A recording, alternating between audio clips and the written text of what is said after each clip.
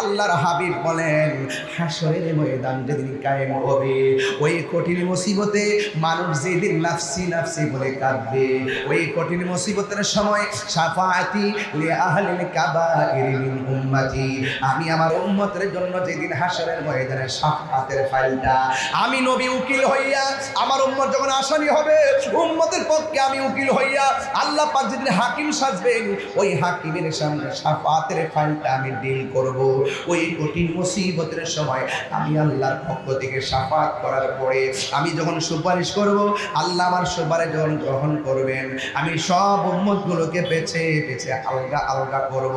করার পরে সব উম্মতকে নিয়ে আমি জান্নাতের দিকে রওনা দিব। ও কুমিল্লার বাবা, জবান খুলে বলুন, ও আমার আদর্শ সদরের বাবারা, বাসগট্টা বাজারের বাবারা, আপনারা আওয়াজ করে বলুন, আমার নবীর সঙ্গে আমরা জান্নাতে থাকতে চাই কি চাই না? আল্লাহর হাবিব ভাই, আমি সবার জন্য সুপারিশ করি না। আমি যখন রওনা দিব, আমি একটা উটের উপরে উঠব, উটের নাম হলো কাসুয়া। আমি একটা মেয়ে মানুষ, আমি কেমনে আমার বাবাকে নিয়ে থাকবো? সমাজ ছাড়া তো আমি থাকতে পারি না।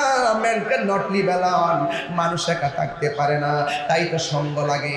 আমার সঙ্গে তো কোনো সঙ্গ নাই। আই থিঙ্কিং অ্যাবাউট মাইসেলফ, আমি আমার জীবন নিয়ে বড় শঙ্কা করছি, চিন্তা করছি।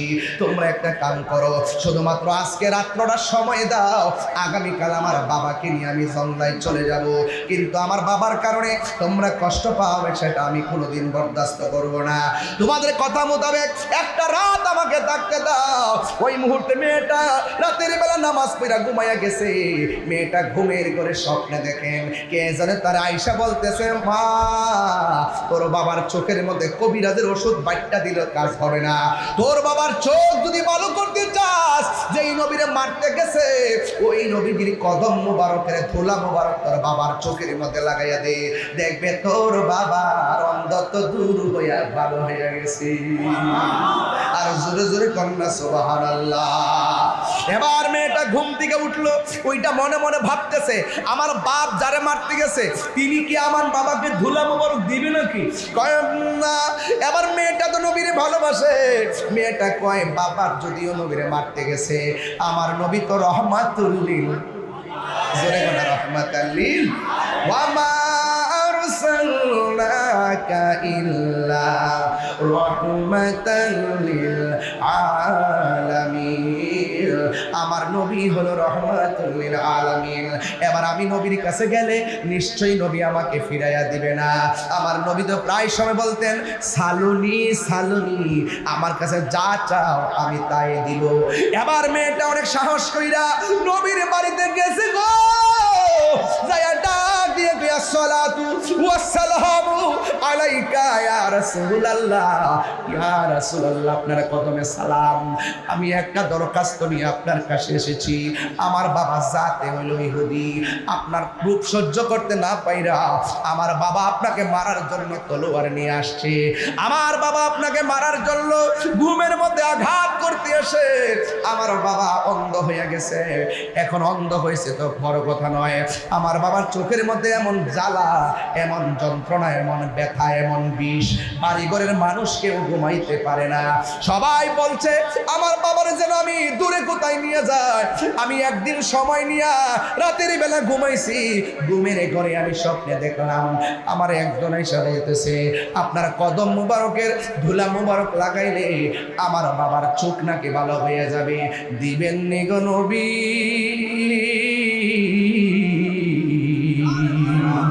দিবেননি একটু ধুলা মুবারক আমারে দিবেননি? আপনারা জবান খুলে কোন আমার নবী রহমাতাল লিল আলামিন। আমার নবী ডাক দিয়ে কয়, তোমার হাতের মধ্যে একটা ওয়ারাক নাও, পাতা নাও, পাতা নিয়ে আমার নবীজির কদম মুবারকের ধুলা মুবারকটা নিয়া, আমার নবীজির ধুলা মুবারকটা পাতার মধ্যে লইয়া ইন দি মিন টাইমে পাতার মধ্যে নিয়ে এবার ধুলা মোবারকটা লইয়া বাড়ির মধ্যে যখন গিয়েছে, বন্ধুরা রে আমার শেষ বেলা আমি কি বুঝাইতাম, আমার নবীর ধুলা মোবারক বাড়িতে নিল। মেয়ের বাবা ডাক দিয়া কয়, মা কোথায় গেলা, আমার জন্য কোনো ওষুধ আনছনি?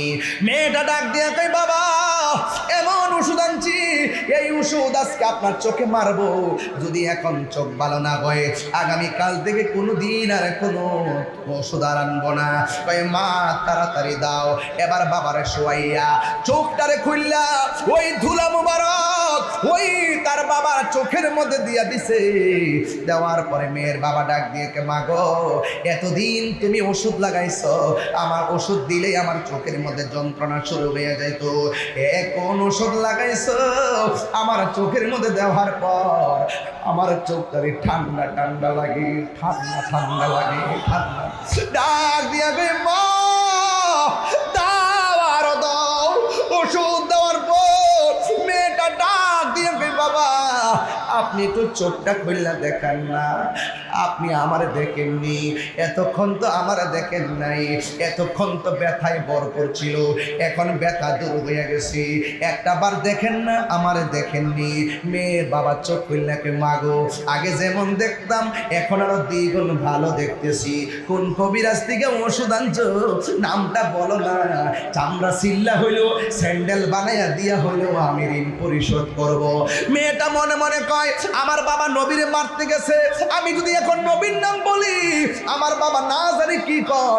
এরপরে বাবা বারে বারে রিকোয়েস্ট করে, মা বলো না কোন ডাক্তার আমার চোখের চাহনি আমাকে ফিরিয়ে দিয়েছেন, একটা বার তুমি নামটা বলো না। মেয়েটা মনে মনে কয়, যদি আমি নামটা বলি এমন হতে পারে রুক্ষ শরীর এখন শুষ্ক হয়ে যেতে এবং ভালো হয়ে যেতে পারে, একদম নির্জীব মন এখন সজীব হয়ে যেতে পারে। এবার মেয়েটা ডাক দিয়ে কয়, ও বাবা আপনি যেই নবীরে মারার জন্য তলোয়ার নিয়ে গেছেন, আমি স্বপ্নে আদিষ্ট হইয়া ওই নবীর কদম মুবারকের ধুলা মুবারক আপনার চোখের মধ্যে লাগাইছি, এরপরে আপনার চোখ দুইটাও ভালো হইয়া গেছে। মেয়ের বাবা ডাক দিয়া কয়, কি বললি? যারা আমি দুশ্মন মনে করি তার ধুলাই না আমার চোখের মধ্যে লাগাইছস, এই চোখ আমি রাখবো না। খাতামাল্লাহু আলা কুলুবিহিম ওয়া আলা সামঈহিম ওয়া আলা আবসারিহিম গিশাওয়া ওয়া লাহুম আযাবুন আযীম। যার নসিবে হেদায়েত নয়, যার কলবে মোহর মেরে দিয়েছে, তারে আপনি যতই বুঝান সে বুঝবে না, ঘুরাইয়া ঘুরাইয়া আগের দিকে চলে যাবে। এই জন্য হেদায়েত বড় নিয়তির ব্যাপার, নসিবের ব্যাপার। এই মেয়ের বাবা কি করছে শুনেন, খেজুরের কাঁটা লইয়া বড় বড় কাঁটা নিয়ে কয়, যে আমার দুশ্মন তার কদমের ধুলা আমার চোখের মধ্যে লাগাইয়া আমার চোখ ভালো হয়েছে, এই চোখ আমি রাখবো না। এবার খেজুরের বড় বড় কাঁটা দিয়া চোখের মধ্যে আঘাত করে, এবার মেয়ের বাবা তো কি ব্যাপার, কি ওষুধ লাগাই লো, আমি যে চোখের মধ্যে যতই আঘাত করি আমার চোখের পাওয়ার দিয়ে আরো দ্বিগুণ বাড়ে। আর জোরে জোরে বলে না সুবহানাল্লাহ। বাবারা, এবার মেয়ের বাবা যাইতে যাইতে আমার নবীর কাছে গেল। এবার মেয়েটা বাবার আগে যাইয়া নবীরে ডাক দিয়ে কয়, ইয়া রাসূলুল্লাহ, নবী গো, ও মায়ার নবী, আপনি আবার মাফ করবেন, আমার বাবা তো আপনার কাছে আবার আসতেছে, না জানি আবার আপনারা আক্রমণ করে কিনা। ফাতাবাসসামা রাসূলুল্লাহি সাল্লাল্লাহু তাআলা আলাইহি ওয়াসাল্লাম, নবী দেরি করে নাই, মেয়েটার কথা শুনে আমার নবী একটা মুস্কি হাসি মারলেন, কারণ আমার নবী ভালো করে জানেন ঘটনাটা কি হইব। এবার মেয়ের বাবা নবীর কাছে আইসা কয়ে, চোখ আমি রাখবো না। আল্লাহ ডাক দিয়ে কয়, জিবরাইল আমার বন্ধু নবীরে জানাইয়া দে, আমার বন্ধু নবীরে বলে দে, এই পাগলারে যেন আমার নবী একটা এলান দিয়ে দেয়। ডাক দিয়া কয়, নবী ডাক দিয়া কয়, ও পাগলা, যে কদমের ধুলা মুবারক তোমার চোখের মধ্যে লেগে অন্ধ চোখ ভালো হয়েছে, তুমি যতই চেষ্টা করো না কেন এই অন্ধ চোখ ভালো হয়েছে, এই ভালো চোখ আর অন্ধ হবে না। চিৎকার মেরে কি আল্লাহু আকবার বলা যাবে না? তাইলে এখন প্রশ্ন হলো, আপনি যে নবীর করে আমার মতো, আপনার কদমের ধুলা যদি ভালো চোখের মধ্যে দেন, কানার গয়ের মেনা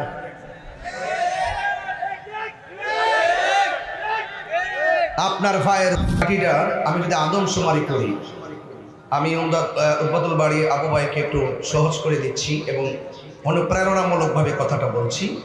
যদি আদমশুমারি করা হয়, এই কুমিল্লার মাটি সুন্নিয়তের ঘাঁটি।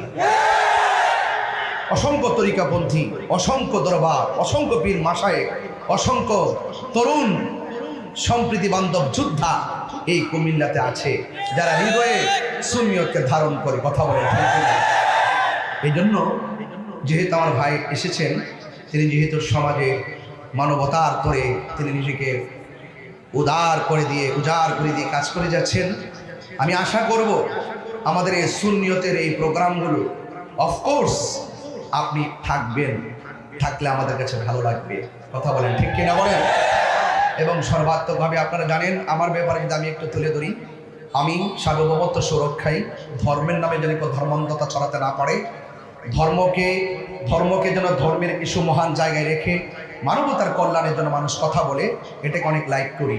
আর কেউ যদি ধর্মকে ধর্মান্ধতা ছড়ায়, ধর্মের উগ্রতা ছড়ায়, সেটা আমরা কখনো পছন্দ করি না। কারণ সুন্নিরা সম্প্রীতির মাধ্যমে ধর্মকে ধারণ করে। কথা বলেন, ঠিক কিনা বলেন?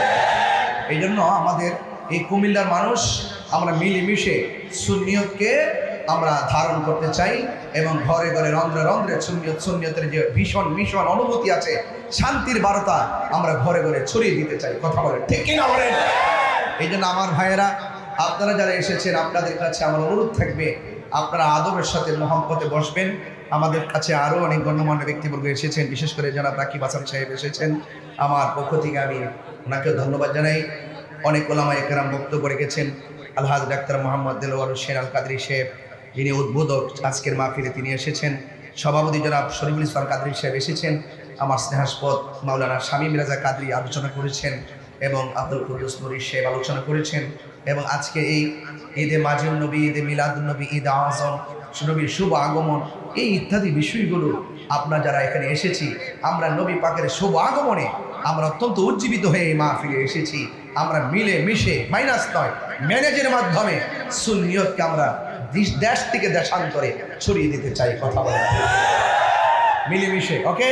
কোনো উগ্রতা থাকবে? মারামারি? আওয়াজ আসতে হবে না, জোরে হবে।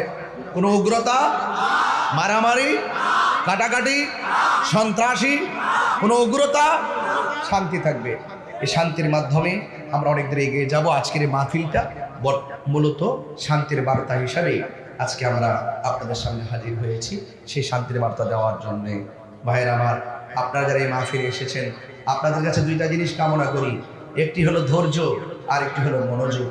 যার জীবনে ধৈর্য বেশি, তার জীবনে সফলতা বেশি। যার জীবনে ধৈর্য কম, তার জীবনে হতাশা বেশি। আর যারা প্রেমিক হবে, وَلَنَبْلُوَنَّكُمْ بِشَيْءٍ مِنَ الْخَوْفِ وَالْجُوعِ وَنَقْصٍ مِنَ الْأَمْوَالِ وَالْأَنفُسِ وَالثَّمَرَاتِ وَبَشِّرِ الصَّابِرِينَ। আল্লাহ যাকে পছন্দ করেন তাকে ধন সম্পদ দিয়ে পরীক্ষা করবেন, নিয়ে পরীক্ষা করবেন, অসুস্থতা দিয়ে পরীক্ষা করবেন এবং সম্পদের নোকসান দিয়ে পরীক্ষা করবেন। ইত্যাদি পরীক্ষায় যারা ধৈর্য ধারণ করতে পারবে, আল্লাহ বলছেন তাদের জন্যই জান্নাতের শুভ সংবাদ। যদি বলুন সুবহানাল্লাহ। আমরা জান্নাত চাই কি চাই না? আল্লাহ রাব্বুল আলামিন বলছেন, আল্লাহ রাব্বুল আলামিন বলেছেন এই পৃথিবীতে ওয়া তাআওয়ানু আলাল বিররি ওয়াত তাকওয়া ওয়া লা তাআওয়ানু আলাল ইসমি ওয়াল উদওয়ান। আল্লাহ বলছেন যারা ভালো কাজ করবে তাদেরকে তোমরা সহযোগিতা করো। সিদ্ধান্ত কি মোল্লার না আল্লাহর? আরো বড় করে, সিদ্ধান্ত কি মোল্লার না আল্লাহর? আল্লাহর সিদ্ধান্ত আমরা মানতে চাই কি চাই না?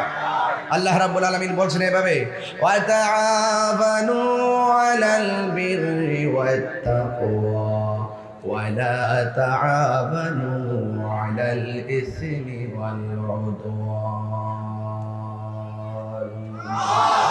আল্লাহ রাব্বুল আলামিন বলেন যারা নেকের কাজ করবে, যারা ভালো কাজ করবে, ওই কাজের মানুষগুলোকে তোমরা সাহায্য করো। আর যারা আল্লাহকে ভয় করবে তোমরা তাদেরকে সহযোগিতা করো। আজকে মাহফিলে যারা এসেছেন নিঃসন্দেহে ভালো কাজ করেছেন।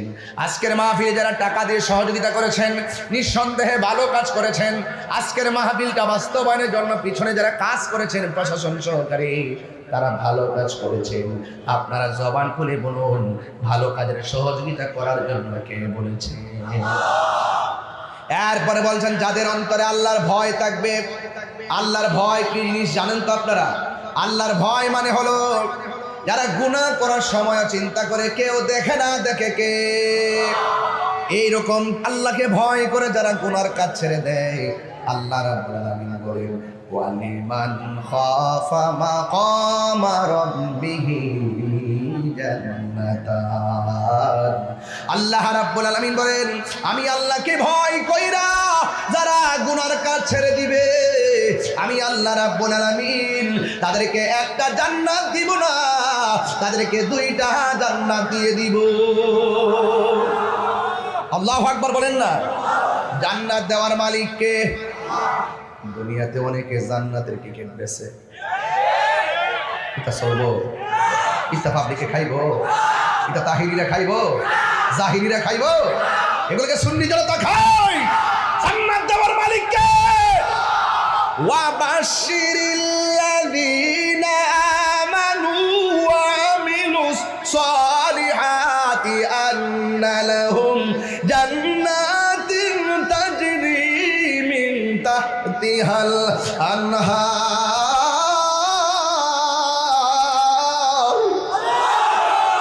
জান্নাতে পাইতে গেলে ঈমান দরকার আছে না নাই?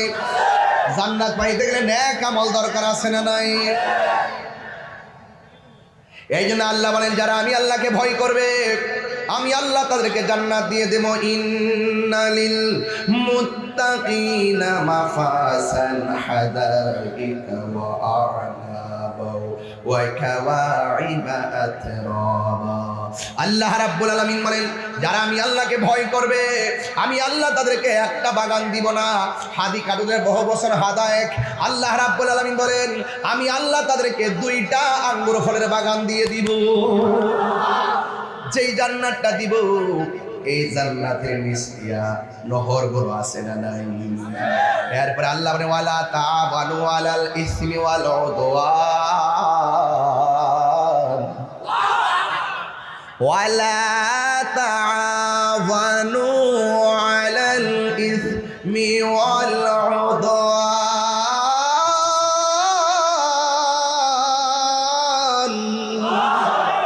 আল্লাহ বলে যারা গুনার কাজ করবে এদেরকে সহযোগিতা করা যাবে না, যারা সীমা লঙ্ঘন করবে এদেরকে সহযোগিতা করা যাবে না। যারা জ্যান্ত একটা মানুষ মারা যাওয়ার পরে কবরে দেওয়ার পর 14 দিন পরে কবর দিকে তুললা যেই মুসলমান ওই লাশের গায়ের মধ্যে আগুন ধরায় দেয়, এটা সীমা লঙ্ঘন। আল্লাহ বলে ওয়ালা ওয়ালা তাআওয়ানু আলাল ইসমি ওয়াল উদওয়ান, যারা সীমা লঙ্ঘন করে এদেরকে সহযোগিতা করা যাবে না। ঠিক কিনা বলে? ঠিক কিনা বলে?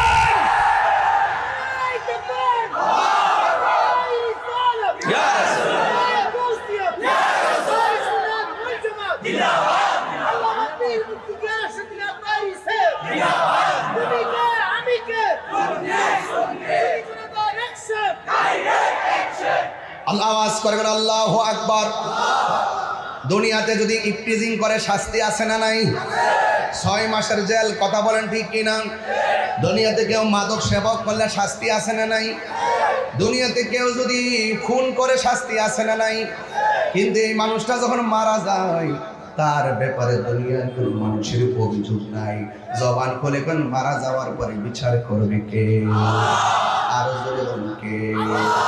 এই জন্য যায় ভাইরা আমার, আল্লাহ বলছেন ওয়ালা তা'বানু আলাল ইসমি ওয়াল উদওয়ান, যারা গুনার কাজ করবে, যারা মানুষের সঙ্গে সীমা লঙ্ঘন করবে, এদেরকে সহযোগিতা করা যাবে না। কথা বলেন ঠিক কিনা?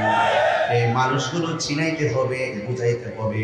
এই মানুষগুলো আমাদের দেশের মধ্যে অনেক মানুষ আছে যারা স্বার্থের জন্য ইসলামটাকে ব্যবহার করে। এটা কি রাজনীতি আলাপ? এটা কি রাজনীতি আলাপ? কোরআনে আছে না? সীমা লঙ্ঘনকারীকে আল্লাহ পছন্দ করেন। আমি যে তেলাওয়াত করি আপনারা কি শব্দ দূষণ মনে করেন? আমি তো চিল্লাই অভ্যাস। এরপর একটা মাহফিল করে আসছি, মাত্র 45 মিনিট হয়েছে। এরপর আমি বলতেছি আপনারা কি কষ্ট পাচ্ছেন? আল্লাহকে সীমা লঙ্ঘনকারীকে পছন্দ করে। একটু আল্লাহর কোরআনটা তো দেখতে হবে, শুনতে হবে। আল্লাহ বলছেন ইন্নাল্লাহা লা ইউহিব্বুল মু'তাদিন।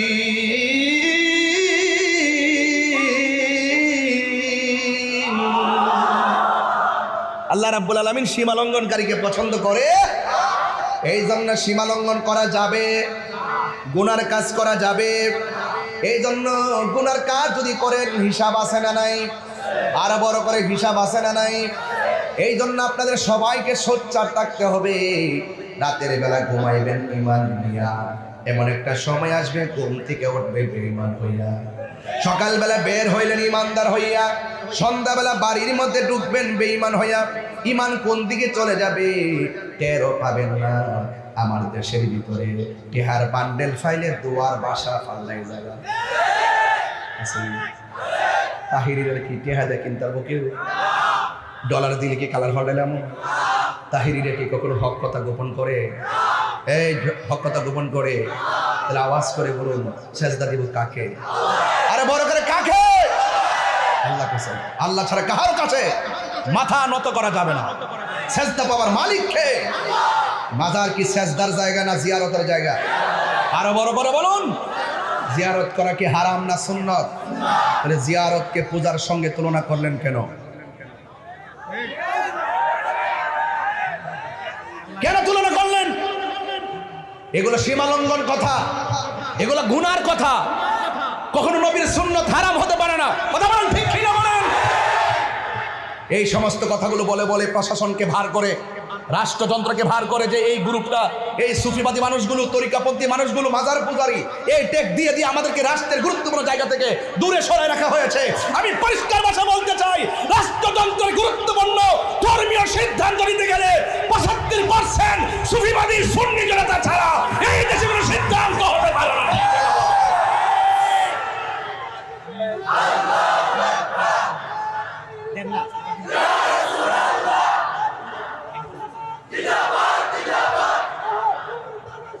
জিন্দাবাদ জিন্দাবাদ জিন্দাবাদ জিন্দাবাদ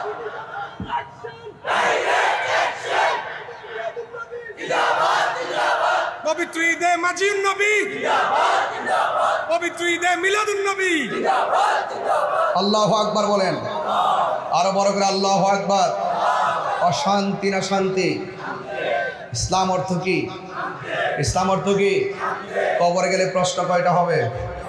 আরো বড় করে বলেন, আরো বড় করে বলেন, আঙ্গুল তুল্য বলেন, কয়টা প্রশ্ন করা হবে? হাত নামান। আমার বক্তব্যকে কেউ অপব্যাখ্যা মনে করবেন না, আমি ব্যাখ্যামূলক কথা বলছি। যারা সীমা লঙ্ঘন করবে তাদেরকে সহযোগিতা করা যাবে। একটা হাদিস বলবো আপনাদের সামনে, অনেক বুঝে ফেলবেন ইনশাআল্লাহ। আল্লাহ রাব্বুল আলামিনের হাবিব আন আনাস রাদিয়াল্লাহু তাআলা আনহু قال সুবহানাল্লাহ বলেন না, قال رسول الله صلى الله تعالى عليه وسلم ইন্নাল আবদা ইযা বুদিয়া ফি কবরিহি, যখন মানুষকে কবরে নামানো হবে, বন্ধুরে যখন বান্দারে কবরে নামানো হবে, এই মানুষটা কি সহায় না অসহায়? আরো জোরে বল। ওখানে গেলে কি কেউ আমাদের সঙ্গে যাবে? এরপরে বলতেছেন ওয়াতাওয়াল্লা আনহু আসহাবুহু, যখন কবরবাসীকে কবরে নামাইয়া সাথীগণ চলে আসবে, ইন্নাহু লা ইয়াসমাউ কারআনি আলিহিম। ও বন্ধু, আপনজনরা যখন কবর দিকে চলে আসবে, কবরের মানুষটা তার পায়ের আওয়াজ শুনতে পারবে। চিৎকার মেরে কি সুবহানাল্লাহ বলা যাবে না? হায় হায় হায় রে, বেশি চিৎকার পারবো না, কণ্ঠ দেওয়ার মালিককে। হাজার হাজার মানুষ, কত সুন্দর বাঁশি, একটা বাঁশির সঙ্গে আরেকটা বাঁশির সুর মিলে না। কথা বলেন ঠিক কিনা? এই জন্য আল্লাহ রাব্বুল আলামিন হাবিব সাল্লাল্লাহু আলাইহি ওয়াসাল্লাম বলেন, ইন্নাল আবদা ইযা বুদিয়া ফি কবরিহি, যখন বান্দাকে কবরের মধ্যে নামানো হবে, ওয়া তাওয়াল্লা আনহু আসহাবুহু, যখন আপনজন তার শেষ বিদায় দিয়ে কবর দিয়ে চলে আসবে, ইন্নাহু লা ইয়াসমাউ কারআনি আলিহিম, ওই কবরবাসীটা আপনজনদের পায়ের আওয়াজ শুনবে।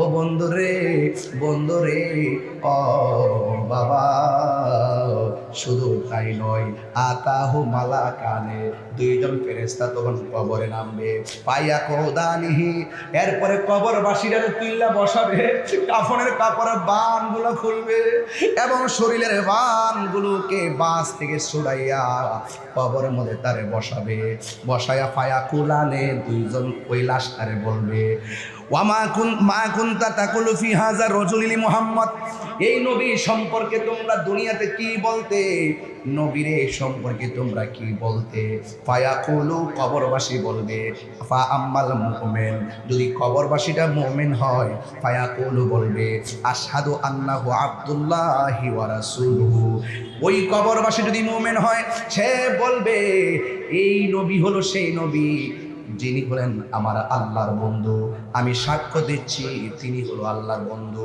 ওয়া রাসূলুহু, এবং আল্লাহর রাসূল।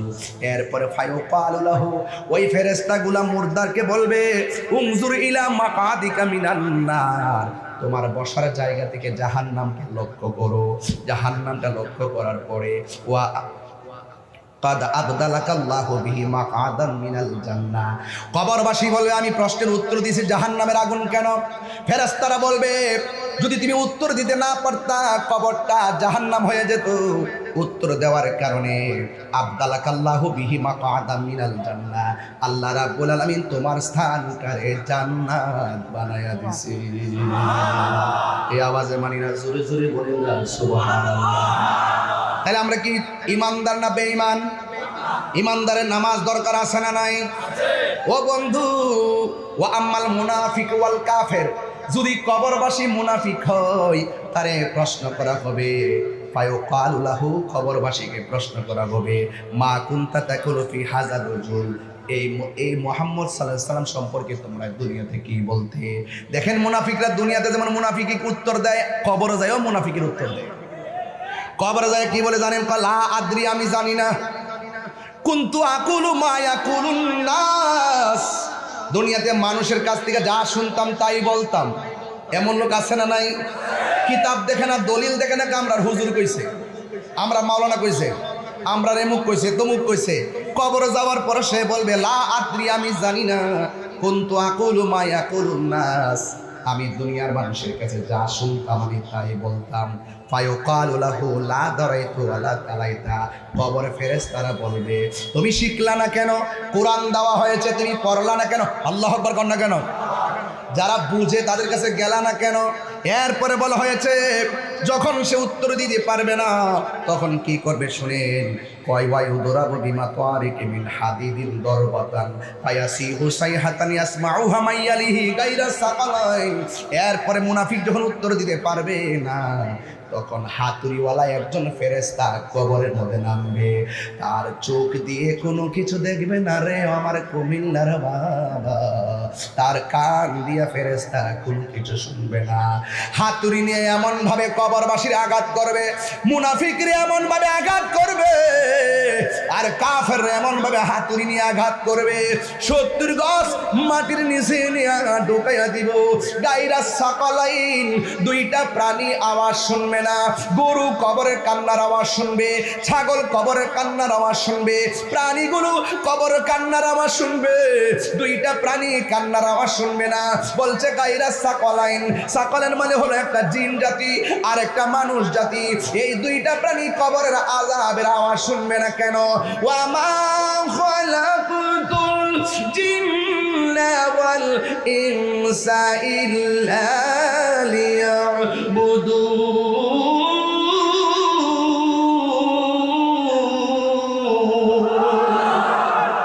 কারণ আল্লাহ রাব্বুল আলামিন এই দুইটা জাতিকে দুনিয়াতে পাঠাইছে ইবাদতের জন্য, এই জন্য মানুষ কান্নার আওয়াজ শুনবে না।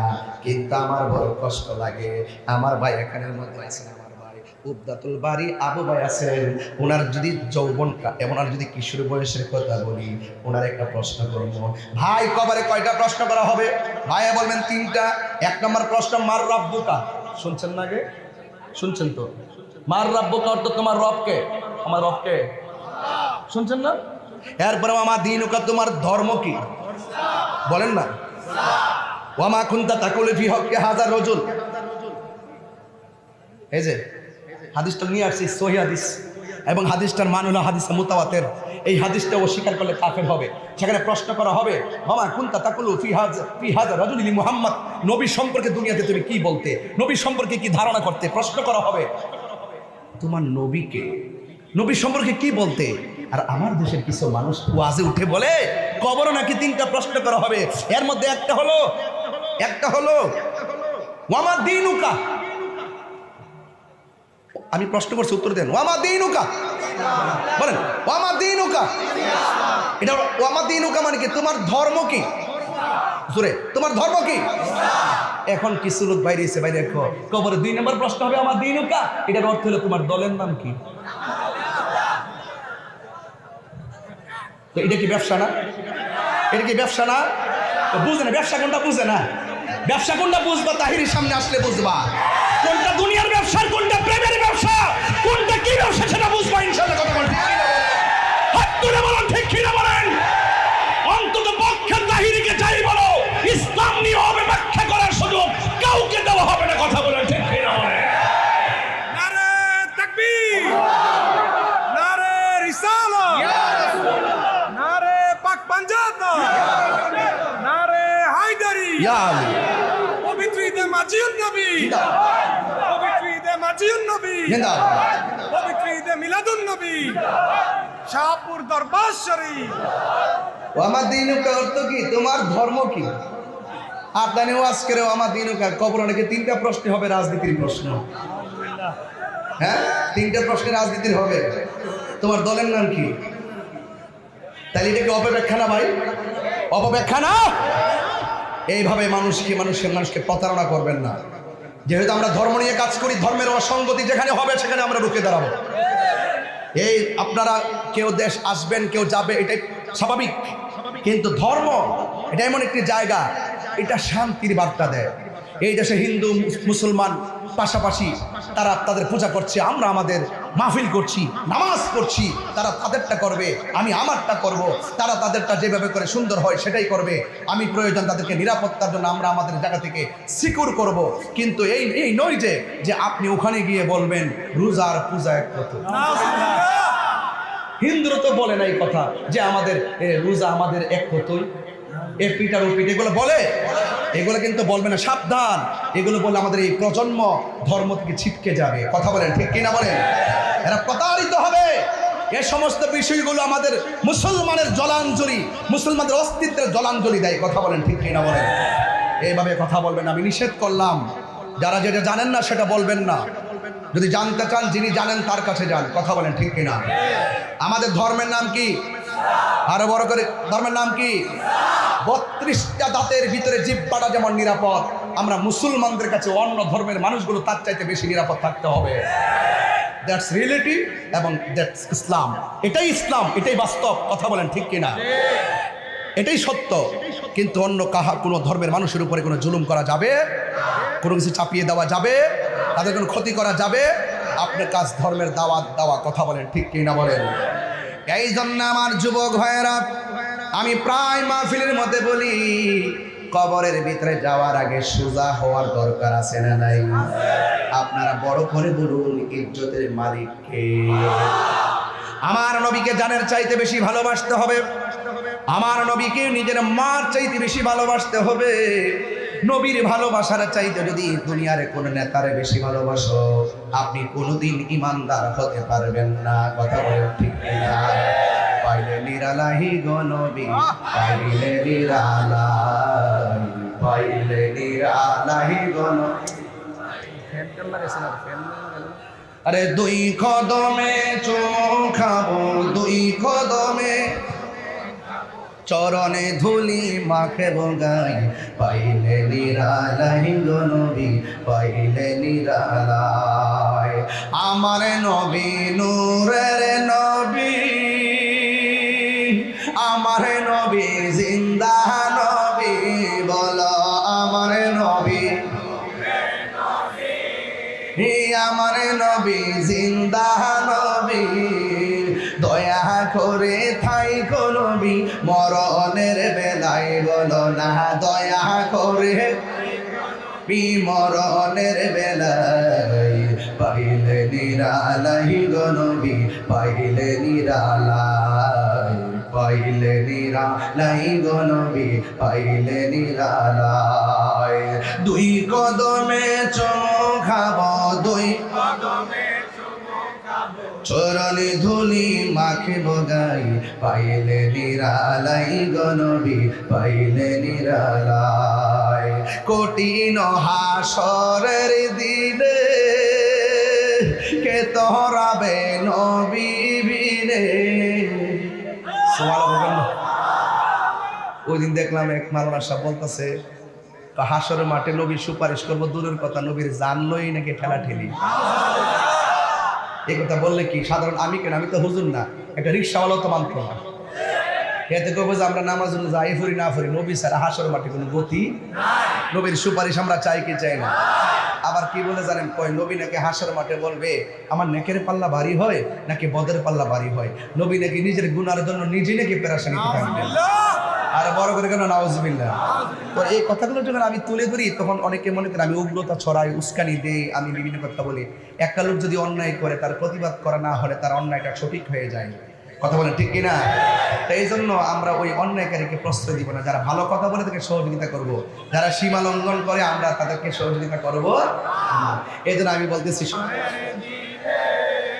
কে তোরাবে নবী বিনে দয়া করে তাই গো নবী হাসরের বেলায় বলো না দয়া করে নবী হাসরের বেলায় পাইলে নিরালাই গো নবী পাইলে নিরালাই পাইলে নিরালাই গো নবী পাইলে নিরালাই বলো না দুই কদমে চুমু খাবো দুই কদমে চুমু খাবো চরণি ধুলি মাখিব গাই পাইলে নিরালাই গো নবী পাইলে নিরালাই একদিন স্বপ্নে দেখলে যারে সব গোনা জড়িয়া পড়ে একদিন স্বপ্নে দেখলে হে সব গুনাহ জড়িয়া পড়ে দয়া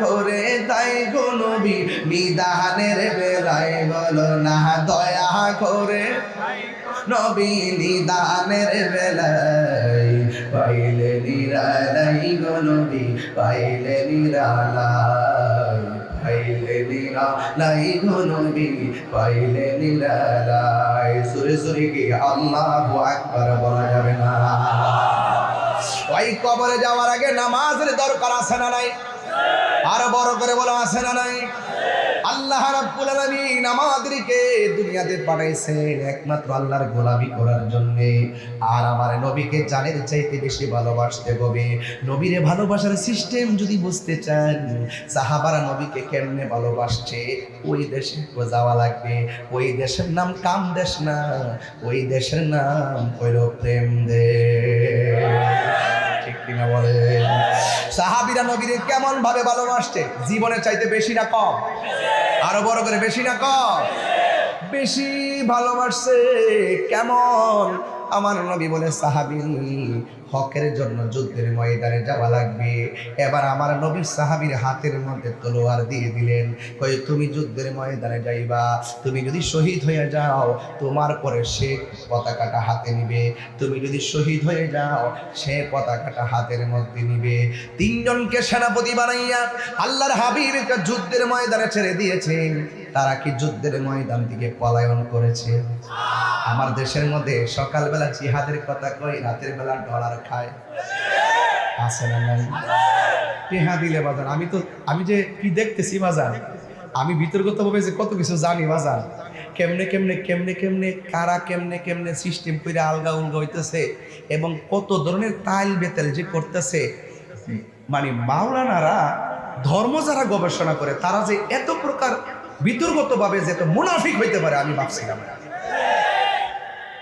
আমার কয় হুজুর এখন আপাতত একটু সিস্টেমে ওয়াজ করে দেশের পরিস্থিতি ভালো না আমি বুঝছি এটা আমি এটা বুঝছি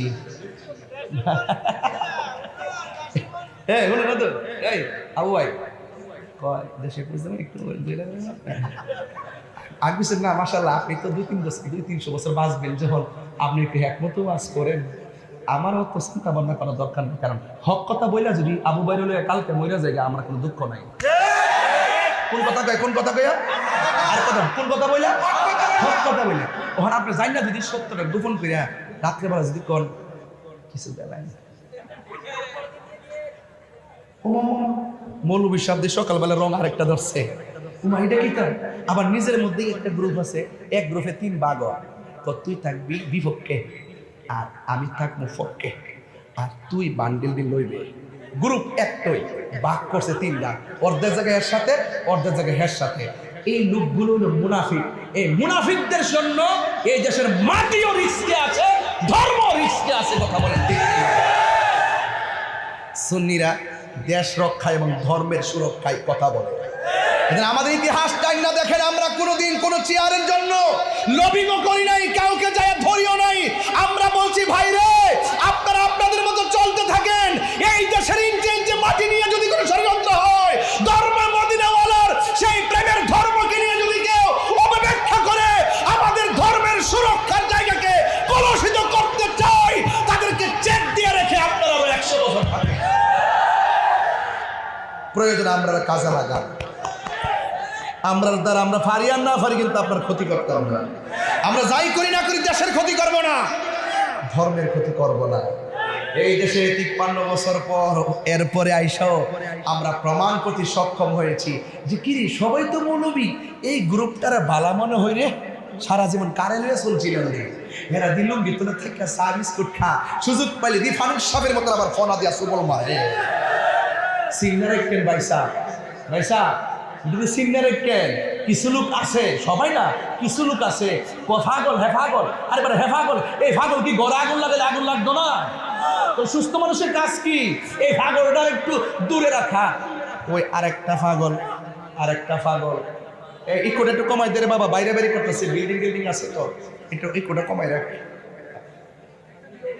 একটা পাগল গত 5 দিন আমার মাথাটা পুরো নষ্ট হয়েছিল।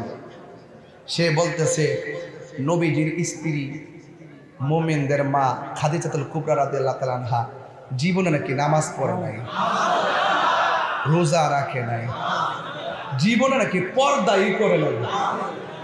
অথচ উনি কিন্তু বড় হুজুর, উনিও ওনার নামটা কি?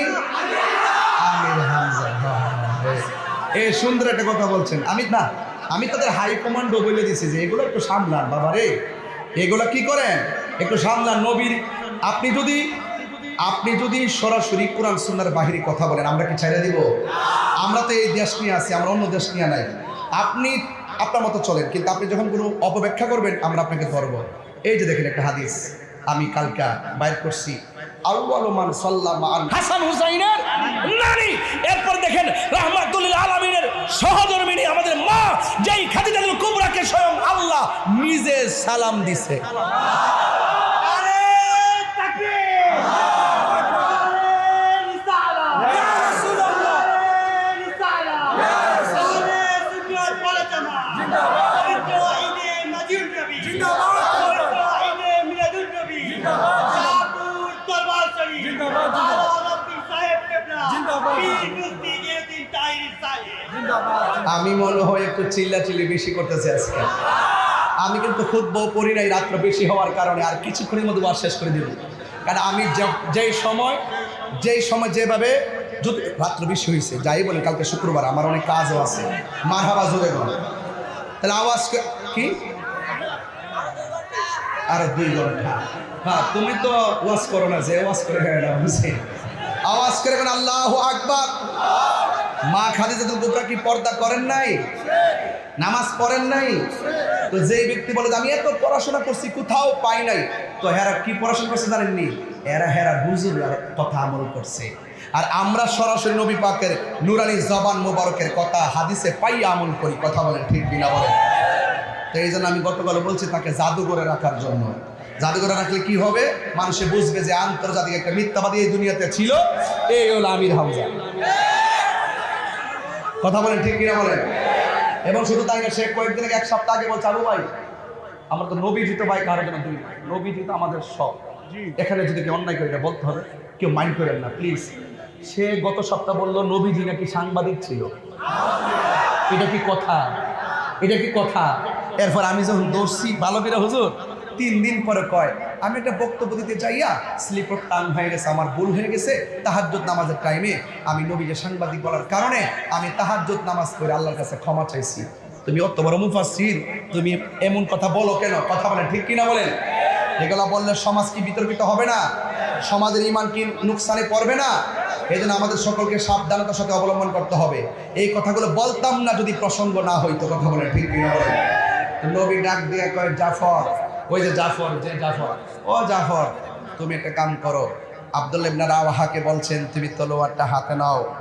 সুন্নাত নয় শুধু দাওয়াতের মেহমান, সুন্নাত নয় শুধু খাওয়া শেষে মধুপান, আর কিছু সুন্নাহ আছে তুমি জানো কি? জানলেও জীবনে কখনো তা মানো কি? জানলেও জীবনে কখনো তা মানো কি? ও বন্ধুরে, আর ডানে বামে জুড়ে আওয়াজ না করে নীরবে বুঝাইয়া দেয়া যায়।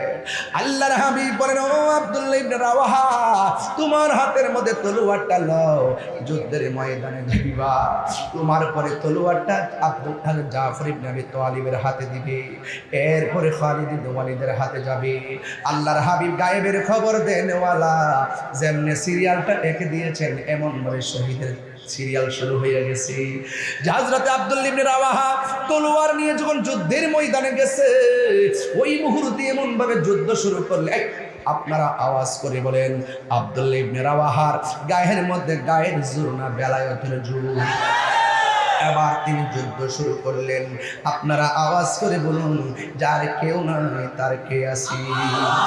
এবার আব্দুল্লাহ ইবনে রাওয়াহা যুদ্ধ শুরু করলো।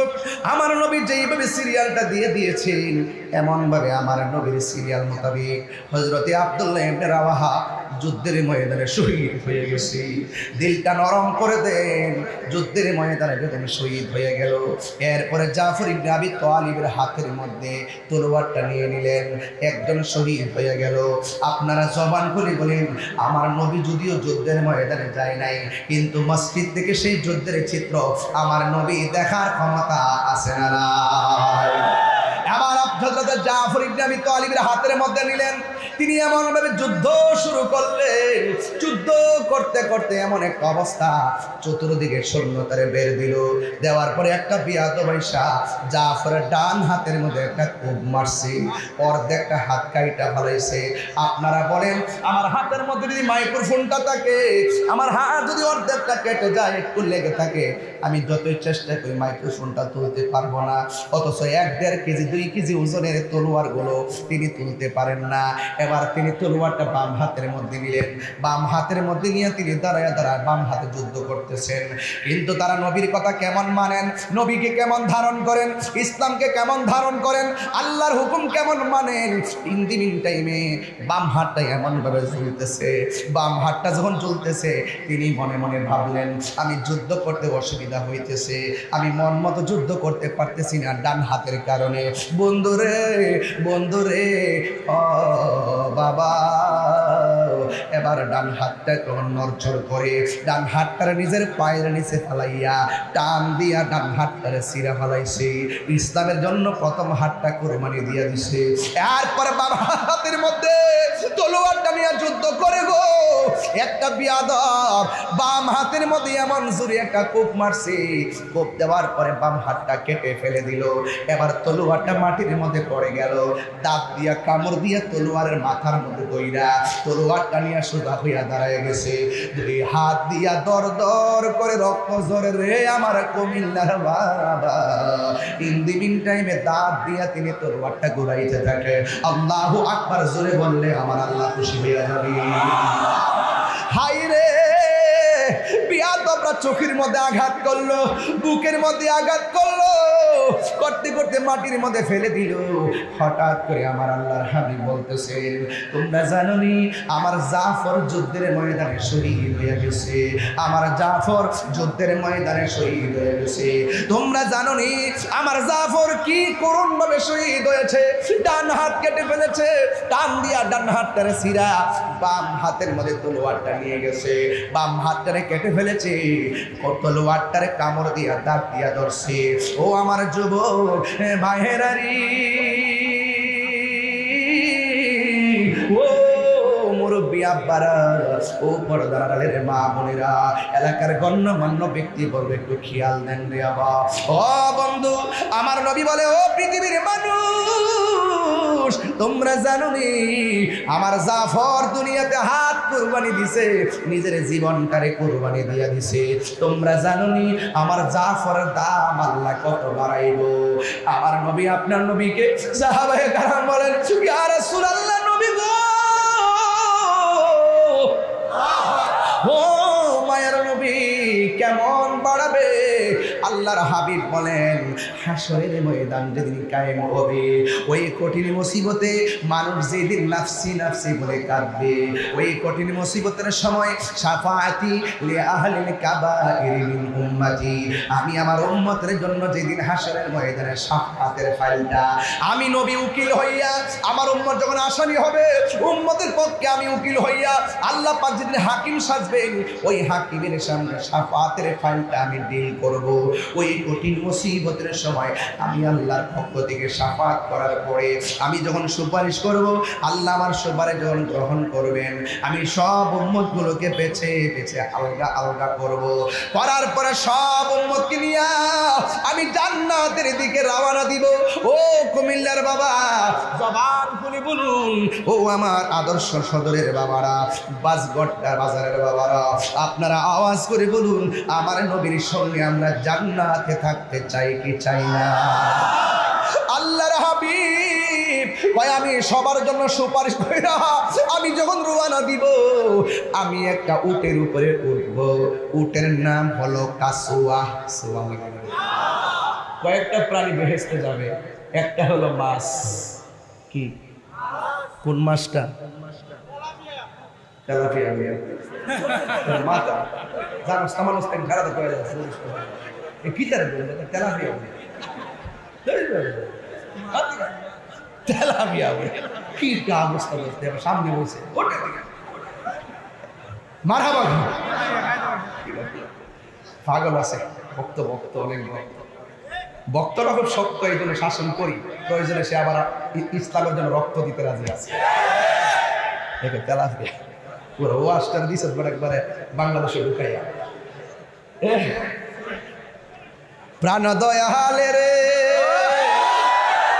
গৃহস্থেরা দলে দলে, হাঁস মুরগি কতই পালে, সন্ধ্যা হলে ডাক দিয়া আলোয় ঘরে, যার যত পালিত ছিল সকলরে তো ঘরে নিল, আমি একা রইলাম অন্ধকারে।